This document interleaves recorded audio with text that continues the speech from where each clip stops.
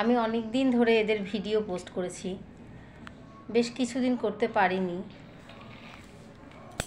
কিছু জিনিস নিয়ে ব্যস্ত ছিলাম। তা আমাদের লুদুর সাথে তো আপনারা পরিচিত, ছুটতে ছুটতে যায়, আমার সাথে সাথে আসে।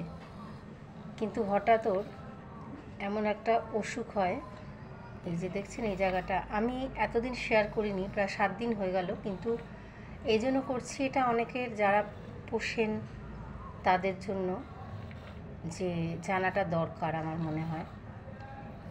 ম্যাগটস বলে এটাকে, যে মাছি ডিম দেয়।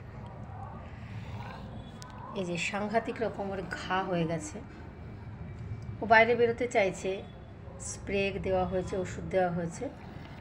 তো এখন ওকে একটু সাবধানে রাখতে হবে, বাইরে কোনো মাছি যাতে ওকে না পায়।